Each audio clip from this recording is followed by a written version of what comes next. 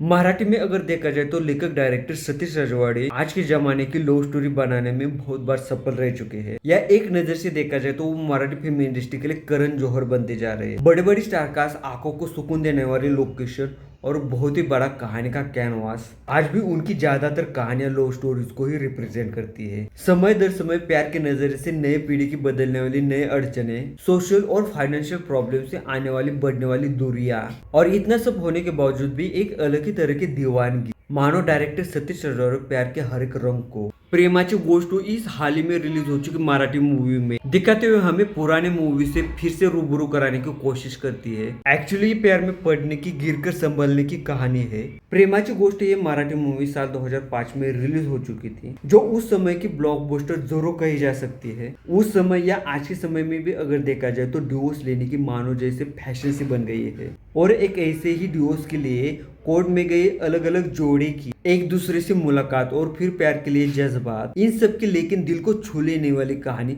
साल 2005 में डायरेक्टर सतीश रजवाड़े ने दिखाने की कोशिश की थी। उस समय ये मूवी बहुत सारे लोगों को पसंद भी आ चुकी थी, लेकिन अब साल 2025 चालू है और उसी कहानी को लेकिन आज के नजरिए से दिखाने में डायरेक्टर को क्या और कौन सा सुकून मिला है, प्लीज कमेंट करके बताना। बीच में ये जो 20 सालों का समय गुजर चुका है उसमें डिवोर्स लेने की प्रक्रिया भी अब बहुत ही सिंपल हो चुकी है, और शायद इसी कारण से बहुत सारे कपल आज सेपरेट होने की कगार पे है। कोर्ट कचहरी की सिस्टम को फॉलो करते हुए, ज्यादातर झंझटों में न अटकते हुए जीवन के लिए और एक नया अध्याय शुरू करने वालों की संख्या अब बढ़ती जा रही है। इसमें प्यार करना, सेपरेट होना या शादी करना आजकल के लोगों को गुड्डा गुड़ियों का खेल लगने लगा है। आज के समय में कोई भी नैतिकता की जवाबदारी लेने के लिए तैयार नहीं है। ऐसे में आपके मन में फूलने वाली प्रेम की भावना कितनी सच है, या अपेक्षाओं का मीटर लगाते हुए टेलर मेड साथीदार चुनना यही सच्चा प्यार पाने का इकलौता रास्ता बचा है? जरा सोच के बताइए, ये सब होना आज के समाज का प्रगति का लक्षण है या अधोगति का? छोड़िए इन बातों को। आज के समय में ये सोचने के लिए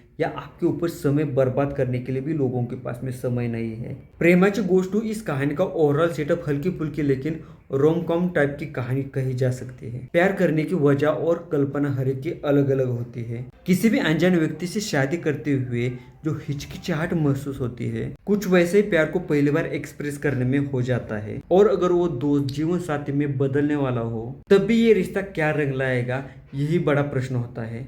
प्रेमाची गोष्ट में अर्जुन और मेरी एक दूसरे की ही बचपन से डायहार्ड फ्रेंड रहे हैं, और ज्यादातर रोमांटिक फिल्मों की तरह यहाँ भी दोस्ती में तीसरा एंगल जरूर देखने को मिलता है। मेरी और अर्जुन की कहानी अब शादी के मंडप तक पहुंच गई थी, लेकिन फिर वही बात, लड़का क्या काम धंधा करता है, इसी बात पे सभी बातें अटक जाती है। यहाँ पे भी मेरी के पिताजी सिचुएशन को संभालते हुए अर्जुन को उनकी ही कंपनी में काम करने का सलाह देते हैं, लेकिन इन सब में भी जो हो रहा है वो उनके मन मुताबिक नहीं था। जैसे ही नए के 9 दिन खत्म हो जाते हैं उनमें भी झगड़ा चालू हो जाता है, और फिर तीसरा कौन ये खेल जरूर चालू हो जाता है। और बराबर यही स्टोरी लाइन आजकल के नौजवानों के जीवन में थोड़ा बहुत फर्क लेके घट रही है।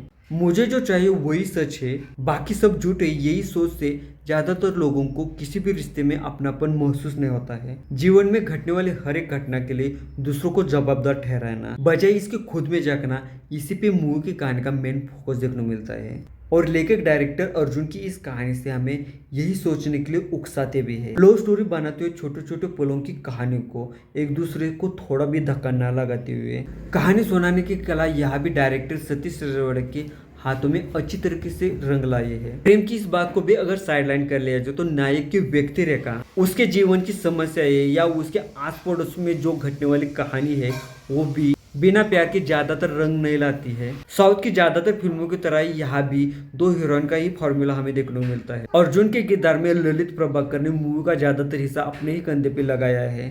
लव स्टोरीज में हीरो के तौर पे जो हो सके वो ललित प्रभाकर ने करने की यहाँ पे जरूर कोशिश की है। उसके लुक से लेकर उसके अभिनय तक सभी बातें हमें पर्दे पे अच्छी लगती है। रुचा वैद्य और रिद्धिमा पंडित ये 2 वो हीरोइनें हैं जो मूवी का रोमांटिक एंगल संभालती है और अपने किरदार को बहुत बड़े तरीके से निभा भी जाती है।